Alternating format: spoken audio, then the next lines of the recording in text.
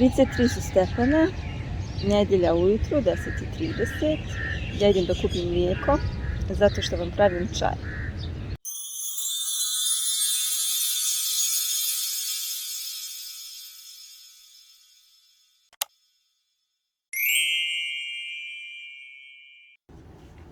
Dobrodošli u moj novi video, moje ime je Lana i danas vam pripremam tipičan pakistanski čaj.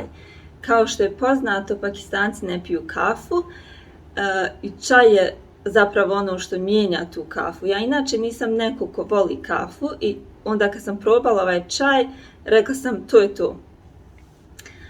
Pravi se sa mlijekom, zato sam sad išla da kupim to mlijeko i najbolje bi bilo da je ono masnije mlijeko full fat jer daje divnu teksturu. Također sam kupila nešto što oni jedu uz čaj, cake rusk, nije keks, više je kao dvopek, onako je prilično suho, ali je slatko. Ide idealno uz čaj jer se fino topi i idealno je, vjerujte. Nadam se kad probate ovaj čaj da će kafa izaći iz vašeg života, što je nemoguće, ali probajte čaj. Ovo vam je taj cake rusk, ja sam kupila samo 2 naravno jer želim da se ograničim, ne želim nekontrolisano da pojedem cijelu kutiju. Postoje različiti proizvođači, samim tim različiti stepen kvalitete, ali to je ono uglavnom što najčešće ovdje ide uz čaj. Šta nam treba za čaj? Treba nam mlijeko, voda, čaj i začini.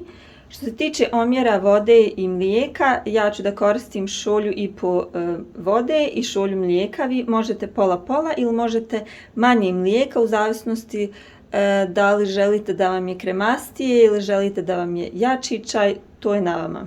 Treba vam čaj, međutim možete da koristite i onaj u kesici. U ovom slučaju ćete koristiti 2 kesice crnog čaja i trebaju vam začini. Mi inače koristimo kardamom i cimet, ali može se dodati klinčić i fennel seeds, s tim da ja ne znam kako se to kaže na našem, fennel seeds, naču. Prvo dodajemo vodu. Voda treba da se zagrije i onda ćemo baciti čaj i začine da kuhaju. Nakon nekog vremena ćemo da dodamo i mlijeko. Sada već možemo da dodamo čaj,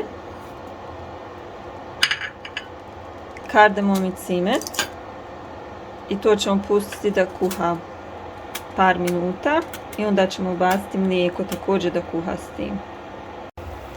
Nakon par minuta kuhanja mislim da je vrijeme da se doda i mlijeko, taman je sad divan miris ovih začina.